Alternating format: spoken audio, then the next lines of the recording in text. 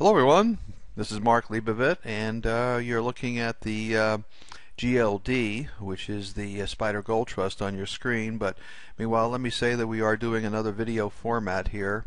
We had several emails from subscribers telling us how much they appreciated this versus a written letter, and we're going to continue to do it. May get a print letter out at some point here near term, but I enjoy doing this, and I think this is a much easier way to convey information to you. And frankly, if something dramatic happens, it's easy to throw together a video and get it out to you more quickly than a printed newsletter. So hopefully you are pleased with it as others are.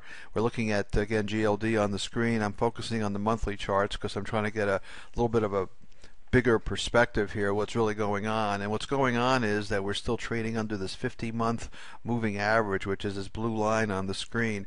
As you can see, it held pretty much above that line all the way from 2009 all the way through 2012 into 2013, but there were some signs here that it was topping out in 2012 and 2011. So we want to see it above that line.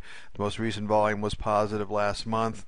The stochastic, which is down here, which is basically a momentum indicator, a little bit of an uptick there, so I'm giving it the benefit of the doubt, but we still want to see it above that blue line. Now, if it just touches that line, you're still going to get up into the mid 1400s in gold, which I still think could happen in the next several months. Seasonality is strong into February of next year.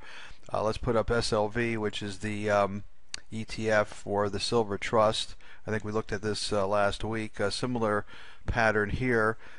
Positive ER a couple months ago, still under that 50-month moving average, and that's still an important ingredient. But if it just goes up there and tests it or touches it, you're around the $26, $27 an ounce level, and I was predicting about $25 an ounce in the next several months anyway. So maybe we're just going to get a rally up to that moving average, which would still get gold into the mid 1400s and silver into the mid 20s, and that's sort of my near-term forecast. If it goes above that level, then we can start talking about the possibility of seeing new highs.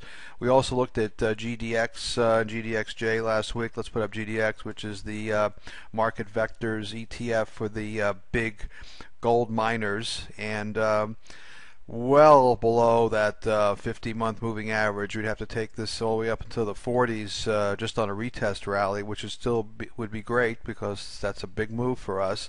Stochastic is an uptrend. The most recent volume was positive here a couple months ago and well off the highs. So this looks pretty interesting. Let's look at some of the stocks that are in the core portfolio of the newsletter. We haven't printed that for a while, but let's just throw up a few. As you know, I really like Central Fund of Canada. It's been one of my favorites for years. Stock's down from, it's actually a closed-end fund, down from the high 20s. Got all the way down to, was it about $12. Meanwhile, this owns about 50% gold, 50% silver, roughly. I think it's 55% gold, 45% silver. It's a good way of getting your foot in the door. Not showing any dramatic volume patterns here. Stochastic isn't an uptrend. And even if we get a technical rally up to that 50-month moving average, you're looking at $18, and it's around $14. So that would be a nice return.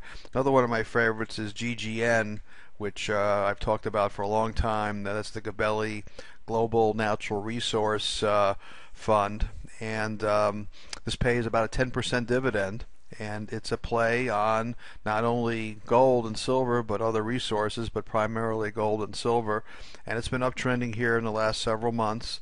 That 50-month moving average is up around 14, and it's trading around 11, so that's still a nice return if we can get it up there. But again, I like to see it above that 50-month moving average, but this is way down from the $30 level here back in 2008. Let's look at SGOL, which is the ETFS surrogate for physical gold, just like GLD. Also positive ER here last month, still under that 50-month moving average, but still looking like it's building a little bit of a base here. We've got the uptrending stochastic. Let's put up palladium. This has been my favorite pretty much for a year. I just thought it had some real potential here to go, and if you look at it, it's probably your strongest metal. It basically made a new high about 86.60 last month. It's pulled off here a little bit. Last week I mentioned it might pull back a little bit here. The stochastic looks a little toppy, but my real feeling about this is the potential here. We don't have it on this chart, but in the early 2000s, I believe it traded as high as $1,000 an ounce. So that would be 100 in this PAL, which is again an ETF for the physical, and it still has that potential. So. In fact, I have some technical projections into the 900s, so on any pullback, I think palladium is still a play, and PAL is really your pure play there. Let's put up a big name gold stock like Newmont Mining. This has been showing a little bit of life here. Positive VR last month, very strong uptrending stochastic, well below. This is now the green line is your 200-month moving average. And your blue line is, of course, the 50. So this has got a long way to go just on a technical bounce. Forget the fact that it's not going to get back to 72. I think that's where it was in September 2011. I remember being at the Denver Gold conference when they announced they were tying their dividend to the price of gold, and the stock just topped out there in the 70s, but it's come way off and looking like it's a little bit of a play here. I believe during the week, American Barrick got recommended by Goldman Sachs as a value play, and a similar pattern as Newmont, positive VR a couple months ago, uptrending stochastic, has a long way to go just on a technical rally to meet resistance at these 250-month moving averages. So got a long way to go there. Let's look at GOLD. This is sort of your many feel. This is sort of your blue chip. This is Rand Gold. And this is acting a little bit better, as you can see, because it's already trading up to its 50-month moving average, and I think it's because this is considered, again, a blue chip in the entire sector.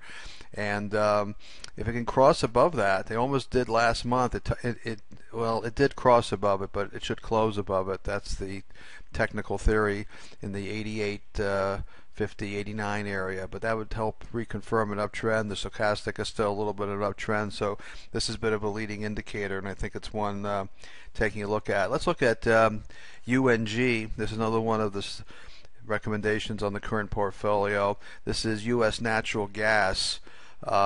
This is a play on natural gas, of course, and let's see what's going on here with this. You know, it had a big decline. You know, I don't know if you can believe these numbers, but like $500 all the way down to about 10. But there was I believe there was a split in UNG at one point, and you had a nice move from that point up to about the 20.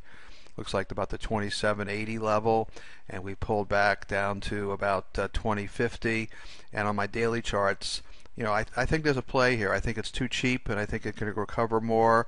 And if it ever crosses above that blue line, which is the again 50-month moving average, I think there's a good argument here for a much greater move in natural gas. So I'm not reflecting any fundamentals anywhere. I'm just looking at the chart, and the daily and weekly charts look a little bit better here. But should it cross above that, looks like about 29 level on the monthly chart, at least according to the perspective you see here, there's a lot of potential to the upside there. And I'm just sort of scanning the list here, what other good plays we can look at. Franco-Nevada, FNV, is sort of a royalty company. They don't actually mine, they just fund other situations. But you can see here, I mean, basically it's back to the highs that it saw back in 2012. It was up there at 61.60 back then. It got to $60 this month and last month. So terrific relative strength here.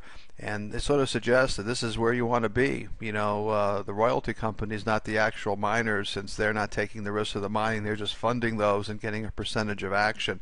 So Franco-Nevada is a good hold here, and again, terrific relative strength. So we covered a few ideas here, and in summary, I'm remaining positive on gold and silver. Nothing to do with geopolitical, though obviously that has a bearing at some point. Still looking at 1450 to 1500 here in the next several months, and we'll take it from there. Mid-20s for silver. Palladium, easily could see the 900s, if not 1,000. That's a possibility on the charts. So have a pleasant day. Thanks for checking in, and thank you for subscribing to the Leibovit VR Gold Letter.